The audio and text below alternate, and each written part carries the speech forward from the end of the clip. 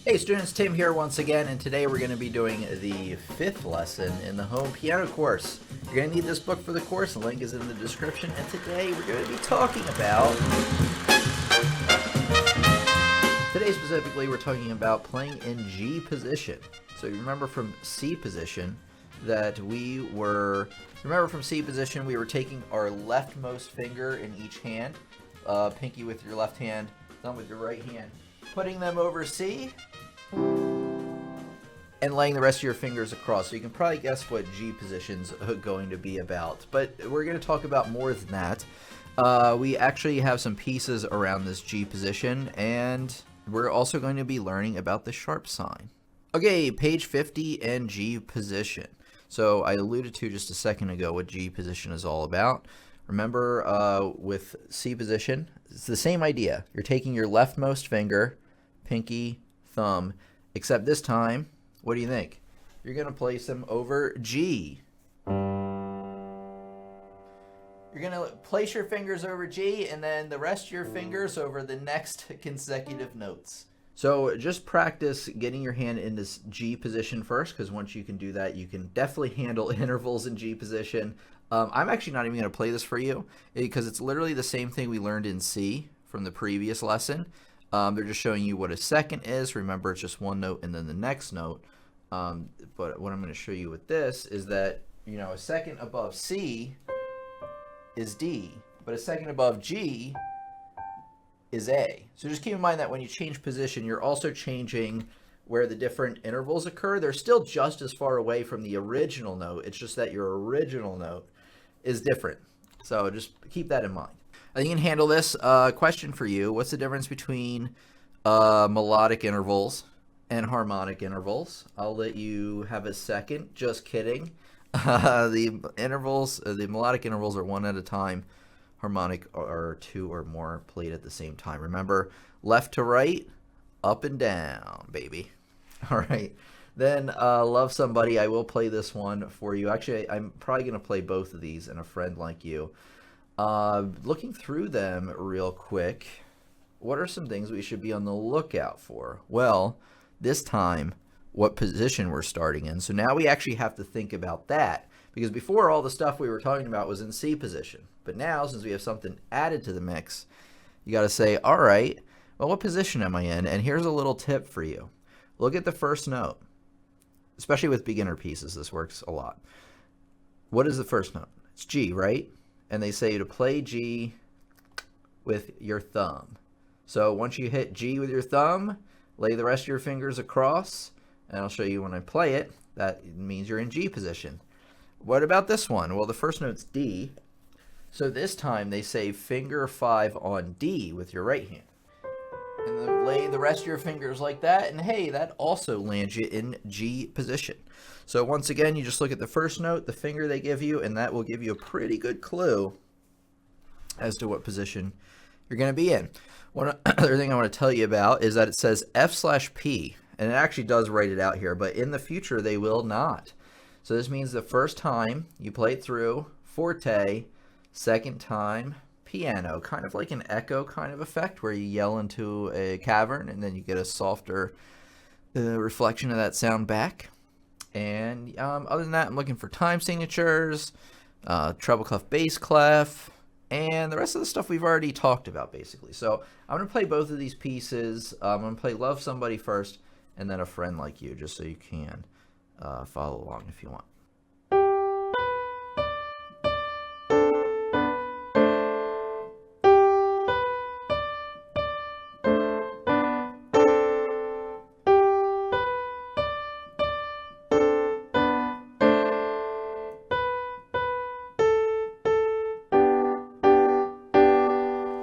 So again, there are slur lines in this one. I forgot to bring that up. They help create phrasing. So I'm going to play the first measure without slur lines. See how they were disjointed? But if I add the slur line in,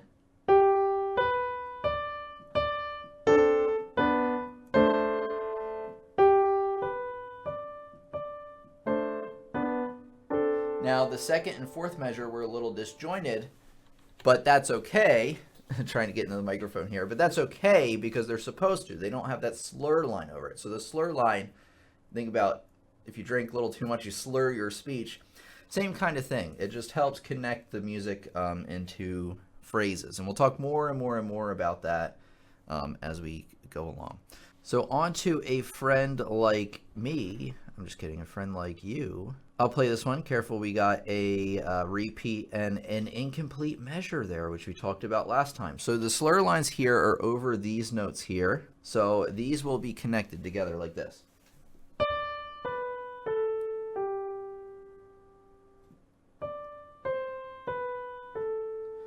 One thing, you see right here how there's a break in the slur? Well, you're actually will actually lift up your hand ever so slightly to create a little break in the sound there. All right, let me play this one for you. And then take note here. Always take note for like the little directions. Repeat with left hand 8 notes lower on the next one. So I'll show you how that goes. Or on the second playthrough. The first playthrough, you play it like normal.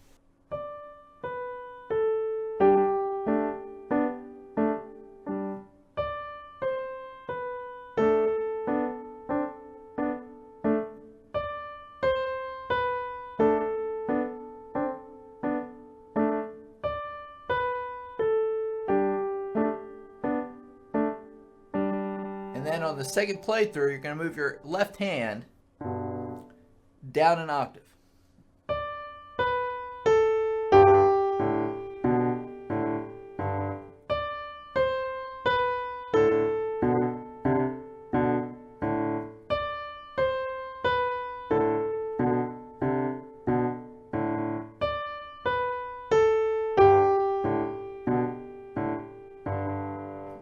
So there you go. There was Love Somebody and A Friend Like You.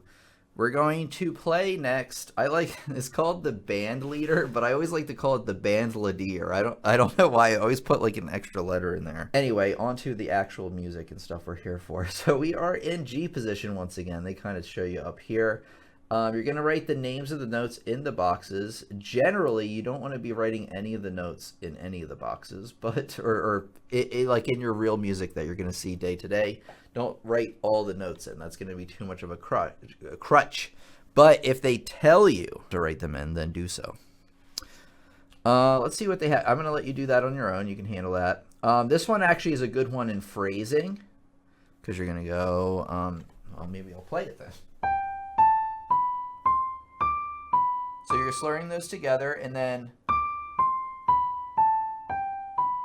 that second half are slurred together to complete those ideas. Slurs and stuff will take some time to get, so if you don't get the concept now, that's okay. Just keep following along the course, and it will start to click with you, I promise. Here, you're writing the notes in G position from G position, that spell these words. So basically, this is just an exercise on figuring out your notes on the treble clef and then the bass clef. This is really important, and I get this question all the time. Turn note stems down when notes are on or above the middle line. So what that means is I need to find a pen. So this is how this works. This is the secret sauce to the stem directions. And I'm only going to say this ever once. I'm just kidding. That if a line or a note falls either on the middle line or above, then the stem direction will be down. If a note, which that isn't that note, so I'm going to erase it. If a note falls on the below, not including the bottom line, but below the bottom line, like this G happens to, I'm going to draw this G right here, the line will go up. This A is right here. I'm just going to do a few of these, but this B right here, sorry, there's an ant, got him.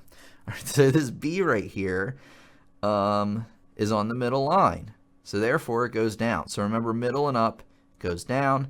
If it is below that, it will go up. So like this one here, this G here, that will go up. Now why? Why the stem direction? Well, it's to save space, right? So think about if the bass clef notes here, right? All the stems are down because they are from the middle line on up. Think about if these were the other way. Think about if they were up here, right? Well, the spacing's starting to get odd because you're creeping close and close and close to where the treble clef notes are at. So especially if you also have notes on the treble that are down here, they will start to collide with these lines and stuff. So the lines go in the other direction, away from each other basically, so they don't collide with each other. So there you go. So remember, from the middle line up, stems go down. Below that, they go up. And if you're ever drawing stems and they're way off into this white space, you know you done goofed. Okay, I'm going to leave the rest of this to you. You're really just writing the two names of the notes, G and A, and then whether it is, what kind of interval it is. So that's a second. This is G to B, third. So you're going to have to check out either the second or third lesson in this course to really figure these out. But if you've been following along so far, I think you're going to be all right. All right, so the sharp sign, which is probably, one of the last pages we'll cover a few more. The sharp sign is very, very, very, very important. So the sharp sign, as the kids these days call the hashtag, which makes me cringe so hard, what you do is you play, we're starting to play with the black keys now. So instead of that note, so say we have A sharp, which would be written actually like this on paper. Literally A and then the sharp sign. A sharp would be here. So you're really going one up and to the right of the note to find the sharp note. So here's C and here's C sharp. Let me show you on the piano. So here's D. And where do you think D sharp's going to be? It's going to be one up and to the right. What about F? Where's F sharp going to be? It's one up and to the right. Here's E. Where's E sharp going to be? It's one up and to the right. But that's weird, right? Because I said when we were doing sharps, we're now going to be playing with the black keys. Well, the thing is notice how there's a black key between C and D, D and E, but not E and F. So therefore, E sharp is actually F. Another amazing fact you can impress your friends with.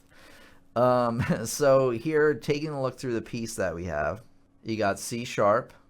So where's C sharp going to be on the piano keyboard? Well, it's going to be right there. And they actually kind of showed us in the book anyways. Same thing with this A sharp. They did show us that up here. So you can use that little chart to figure those things out. So I'm going to play this piece for you just to kind of give you an idea on what's going to be. Everything else looks pretty standard to me. The other thing you want to be on the lookout for is you start forte and then you end piano, and then you actually end at the very end back to forte. So just watch out for that. This one you might have to learn hands separate at first just to kind of get the idea. But here we go. I'm going to play Money Can't Buy Everything.